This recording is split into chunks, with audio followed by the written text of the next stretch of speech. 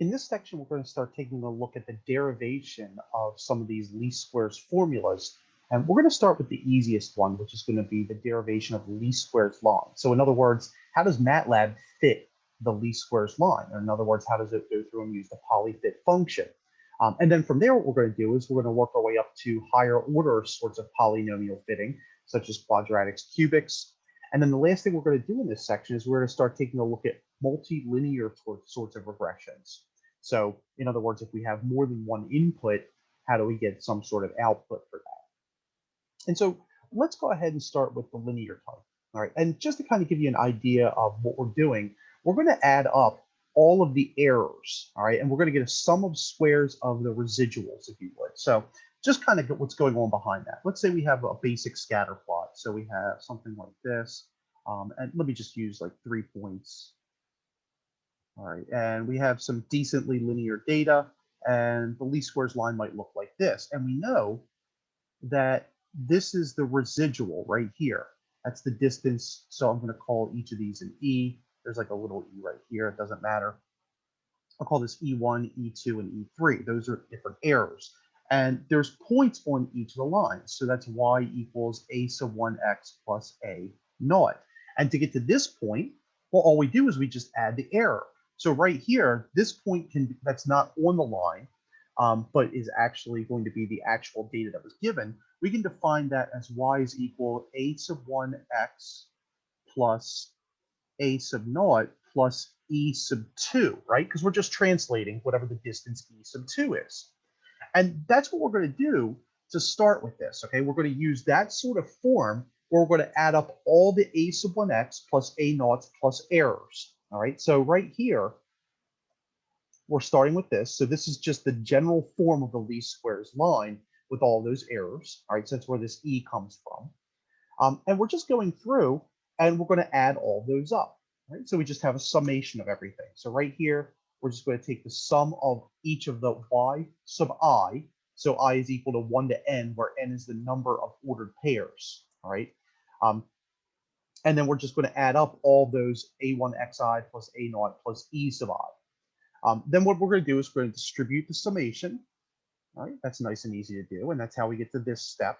All right, so this is the distributed summation. And then all I want to do is I'm going to isolate, and this should be, by the way, this should be a plus sign. I just noticed that. So 1 sec, let me change that. So that way, when we go through. All right, so that should be a plus sign. There we go. All right.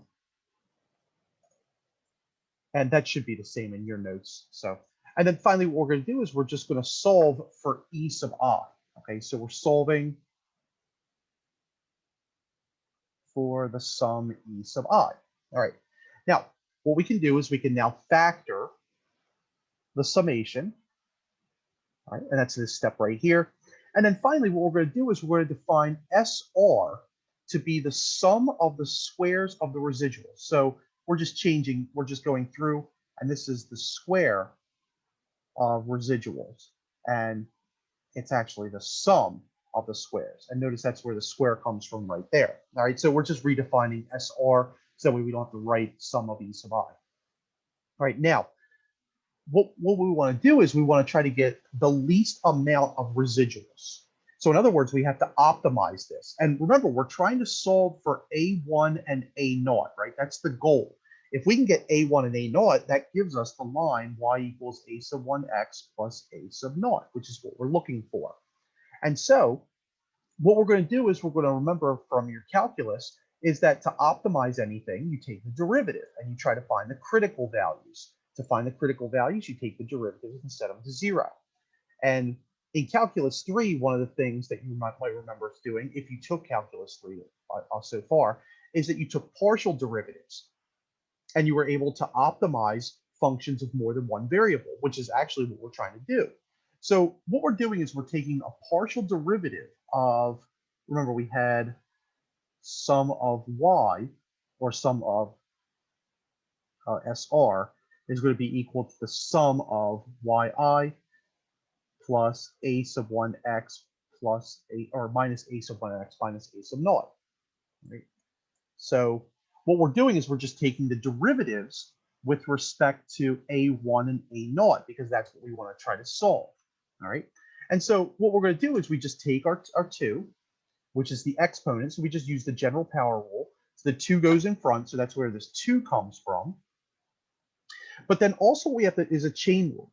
So we're going to take the derivative of a sub naught. Now remember, when you take the derivative of anything that doesn't contain a sub naught, it's like a constant. Okay, so that means that this goes away and this goes away. And the derivative of negative a sub naught is going to be -1. So that's where this negative comes from. So the 2 comes from the power rule that's in front, and then the negative comes from the chain rule. Same thing over here. We take the derivative of SR with respect to A1, then we get that 2 as a result of the power. All right, so the 2 comes in front. The negative AXI is a result of taking the derivative of negative A1XI. All right, so the derivative of A1 is just 1, but then you still have that negative X sub I, and that's where that comes from in front. And remember, anything that doesn't contain an A1 is just going to go away to 0. All right, so that's how you're going to take your partial derivatives. All right. If you haven't taken Calc 3 and you don't understand the partial derivatives, just basically if it doesn't contain the variable that you're differentiating with respect to, just get rid of it. Right. Now we're going to do a couple more steps. Right. We're going to distribute the -2 in the summation and the X sub I. And what we're going to do is we're going to solve for anything that contains a factor of yi. So we're basically just taking these equations. We're going to distribute the summation, we're going to distribute the -2, we're going to divide by -2, and then ultimately what happens is we solve for anything that contains a sum of yi, and we get this system, basically.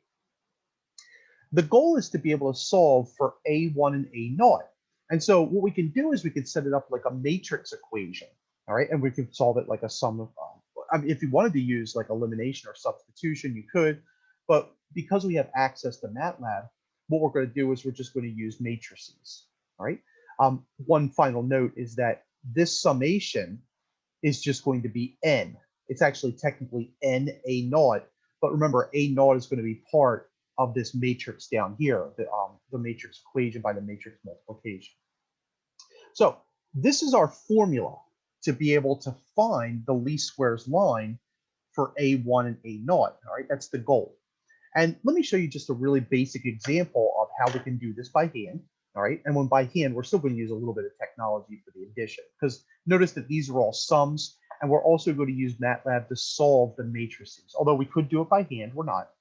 So let's just have 3 ordered pairs, 1, 2, 3, 5, 4, 6. And we want to find A1 and A0. So if we want to plug this into the equation that we have up here, the matrix equation, then we need the sum of x's, we need the sum of x squareds, and then we need the sum of y's, and then we need the sum of xy's. All right, so what we're going to do is we're just going to throw all that into Excel. All right, and that's how I got this table, but just to show you what I did with that. Our original data was the x coordinates were 1, 3, 4. And I believe the y's were 2, 5, 6. I'm going to verify that. Yep, 2, 5, 6. And then all we're going to do is we're just going to say that this is going to be our x square column. Right, so this is going to be our x, just titling these. This is our y, and this is going to be our x square column, and this is going to be our xy column. So to get x square, we're just going to take A2, and I'm going to square it. And then I'm going to take A1 times B1. All right, so that, or I'm sorry, A2 times B2. Right? And then we can just drag this. All right, so if you grab one in the corner in Excel, you can drag it, and then you can get a sum. So I'm going to take the sum of just the x's, and that's our sum of x's. And of course, you could just throw this in your calculator with so few points. But in the real world, when you start having a lot more points, then it's just going to grow tougher. So these are our numbers that we're going to throw into the matrices. So 8, 13, 26, and 41. And so when we substitute those into our matrix, notice that we have the sum of x is going to be 8, n is going to be 3, and the sum of x squared, which we just got from our Excel table, is going to be 26. All right, so when I'm setting up the matrix, I'm just pulling the sums. All right, and by the way, this table is the same one that we just got from Excel. The sum of y's is going to be 13, and the sum of xy's is 41. All right, and I just pulled those right from the table. Or if you look in Excel, 1341. Right? Now, we're just going to throw this into MATLAB, and we're going to solve the system for A1 and A0. And this is really cool. So I'm going to define a matrix A, and I'm going to define a matrix B. All right, so I'm going to call A this 2 by 2 matrix, and we'll call B 13 and 41. And watch how I program this. So A is going to be 8,